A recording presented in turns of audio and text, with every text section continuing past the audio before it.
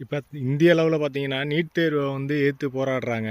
அதாவது நீட் தேர்வை எதிர்த்து போராடலை, நீட் தேர்வில் உள்ள முறைகேடை தான் எதிர்த்து போராடுறாங்க. அதில் நடக்கக்கூடிய ஊழல், அப்புறம் அந்த பேப்பர் லீக்கேஜ், இதைத்தான் எதிர்த்து போராடுறாங்க. ஏன்டா தமிழ்நாட்டில் வந்து நீட்டை பேன் பண்ணுங்கள், நீட்டை பேன் பண்ணுங்கன்னு சொல்கிறீங்களே, நீட்டை பேன் பண்ணால் எவ்வளோ ஏழை எளிய மாணவர்களால் படிக்க முடியாமல் போகும் தெரியுமா? நடுத்தர வர்க்கத்தினர்னாலே படிக்க முடியாமல் போயிடும். என்ன காரணம் அப்படின்னா, நீட்டை வந்து வேணான்னு சொல்கிறது யாருன்னா தனியார் மருத்துவக் கல்லூரி வச்சுருக்கக்கூடிய மருத்துவக் கல்லூரியோட ஓனர்கள் தான் வந்து இதை தூண்டி விடுறது. ப்ளஸ் வெளிநாட்டு சக்திகள், அதாவது இந்த பாகிஸ்தான் இது மாதிரி நாடுகள்லேருந்து சில பிரிவினைவாதிகள் வந்து இந்தியாவுக்குள்ள வந்து இந்த கலவரத்தை தூண்டணுங்கிறக்காண்டி தூண்டிக்கிட்டு இருக்காங்கன்னு சொல்கிறாங்க. இப்போ நீங்கள் ஜல்லிக்கட்டில் நடந்த போராட்டம் பார்த்திங்கன்னா தன்னெழுச்சிய இளைஞர்கள் கூடுனாங்க. இந்த போராட்டத்துக்கு கூடுறாங்களா? யாரும் கூடுறதே இல்லை.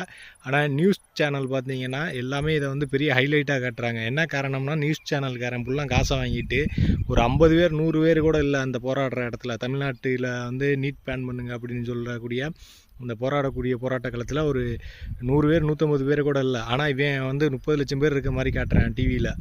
ஆனால் நீட்டு வந்து உண்மையில் நீட்டு படிக்கக்கூடிய மாணவர்கள்ட்ட கேளுங்க, கண்டிப்பாக வேணும்னு தான் சொல்லுவாங்க. அந்த மாணவர்கள் என்ன சொல்லுவாங்க அப்படின்னா, இதில் உள்ள முறைகேடுகளை வந்து கலையுங்க, இதில் வந்து பேப்பர் லீக் ஆகிறது, இந்த ஊழல் பண்ணுறது, இதை கலையுங்க அப்படின்னு தான் சொல்லுவாங்க. ஏன்னா இன்றைக்கி பார்த்தீங்கன்னா பல லட்சக்கணக்கான இளைஞர்கள் வந்து ஏழை எளிய இளைஞர்கள் வந்து டாக்டர் ஆகியிருக்காங்க. காரணம் என்னென்னா நீட்னால தான். நீட்டு வந்து இனிமேல் யாராலும் ஒழிக்கப்படக்கூடாது.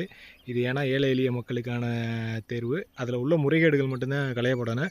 அப்புறம் நீட் கோச்சிங்னு ரொம்ப பேர் வந்து கேட்குறாங்க. அது உண்மையிலே நீட் கோச்சிங் வந்து ஸ்டேட் கவர்மெண்ட் கொடுக்கணும். அப்படி இல்லைன்னா நீட் சிலபஸுக்கு ஏற்றாப்புலையோ அல்லது ஜேஇஇ அந்த பரீட்சை சிலபஸுக்கு ஏற்றாப்புல நம்மளோட பாடத்திட்டங்களை வந்து மாநில அரசோட பாடத்திட்டங்களை வந்து மாற்றி அமைக்கணும். ஏன்டா இவ்வளோ போராடுறீங்களே, இந்த லஞ்சம் வாங்கினவங்களை டிஸ்மிஸ் பண்ணுங்கள், இந்த மாதிரி ஏதாச்சும் போராடினீங்கன்னா கூட பரவாயில்ல. ஒரு வாட்டை லஞ்சம் வாங்கி அதை வந்து நிரூபிக்கப்பட்டால் உடனே டிஸ்மிஸ் பண்ணுங்கள் அப்படின்னு போராடினா கூட பரவாயில்ல. அதை விட்டுட்டு சம்மந்தமே இல்லாமல் எந்தெந்த ஒரு 10-15 முதலாளிகளுக்காண்டி 200 300 வாங்கிட்டு போராடுறீங்களடா, இதெல்லாம் உங்களுக்கே வெக்கமா இல்லையா? நாட்டு மக்களோட இதை பாருங்கடா. இப்படி கோடிக்கணக்கில் கொடுத்து செலவழித்து படிச்சுட்டு வரவன் நல்ல மருத்துவம் போட தருவான். கஷ்டப்பட்டு படித்து வரவன் தான்டா நல்ல மருத்துவத்தை தருவான். அதை புரிஞ்சு இது ஒன்றுங்க.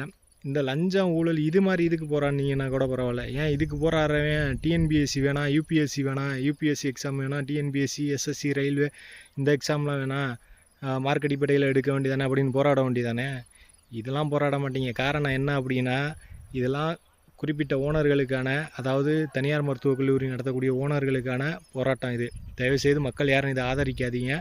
இதை வந்து முடிஞ்ச அளவு இது வந்து ரொம்ப பேருக்கு இதில் உள்ள உள்கருத்து தெரியல.